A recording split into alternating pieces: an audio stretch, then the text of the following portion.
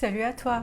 Aujourd'hui, nous allons parler secte. J'avais hâte de recommencer à faire les vidéos d'histoires assez sombres dans ma playlist là et enfin, je vais te parler d'une secte qui m'a énormément intéressée et dérangée en même temps, bien sûr. Alors, est-ce que tu connais la fameuse secte Church of Euthanasia ou tout simplement en français l'église de l'euthanasie? Cette secte très dangereuse a été inventée par Chris Korda. Alors, qui est Chris Korda? C'est un New-Yorkais né en 1962. Donc il vivait avec ses parents. À l'âge de 15 ans, il a décidé de fuguer. Soi-disant, il en avait marre de sa mère qui était hippie, son père qui était en costume cravate et qui voulait qu'il devienne cadre comme lui. Très vite, très jeune, il se retrouve très attiré par la musique, le monde de la musique, et il a voulu en faire son métier et toute sa vie. Ce qu'il faut savoir sur Chris Korda, c'est que on peut dire qu'il est gay, mais pourquoi pas vraiment, parce que tout simplement, il devient aussi transsexuel.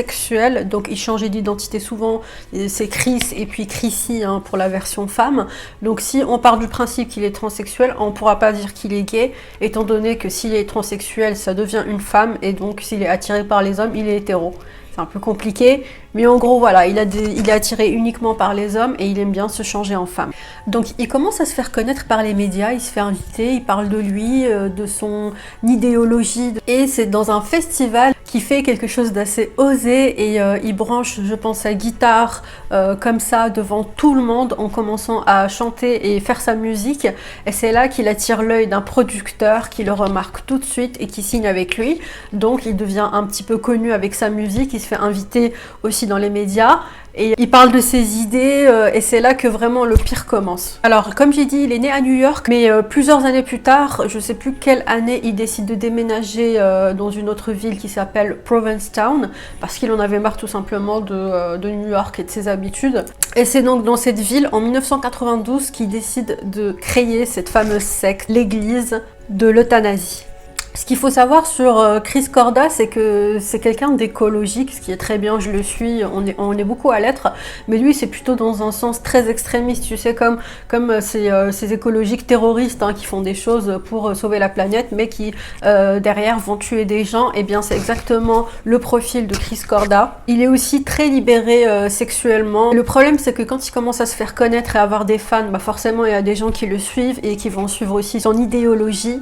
Et ce qui se passe, c'est que petit à petit, il commence à former un groupe et qui devient très vite assez dérangeant en fait. Dans cette secte, qu'est-ce qu'ils prônent et qu'est-ce qu'ils encouragent? Alors, est encouragé plusieurs choses assez dark. La première, c'est le suicide qui est encouragé dans sa secte. Hein. Il faut se suicider le plus possible. Pourquoi? Le but étant d'éliminer le plus de personnes, parce que comme je t'ai dit, c'est un écolo assez extrême, donc forcément, moins il y a de monde, mieux c'est pour la planète selon lui. Donc il encourage le suicide, il encourage aussi l'avortement. Après l'avortement, chacun a sa façon de voir les choses, hein, mais je dis simplement que lui, l'avortement, bah, il encourage forcément à le faire, comme ça on tue les bébés ou les fœtus, bon, etc. T'as compris.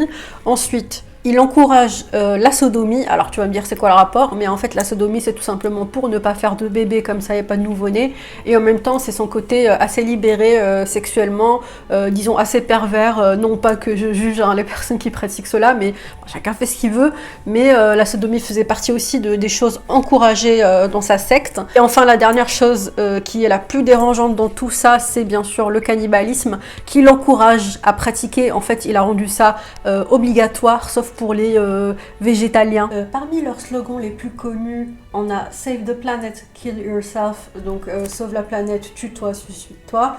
Ensuite, un très connu aussi qu'on voit souvent sur les pancartes quand ils font leurs manifestations, c'est Eat a queer fetus for Jesus, donc mange un fœtus pour Jésus. Enfin voilà, c'est vraiment des slogans assez choquants et puis assez tordus quand même.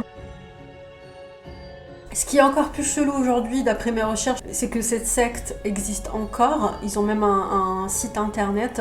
J'ai pas vu d'arrêt de la secte, ni d'intervention, ni quoi que ce soit. Donc ça existe encore aujourd'hui, ce qui est bien triste et assez dégueulasse quand même.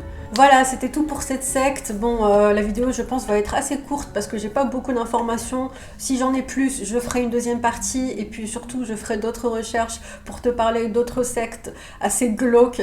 En attendant, merci d'avoir regardé cette vidéo. N'hésite pas à t'abonner. Je te fais de gros bisous. Ciao!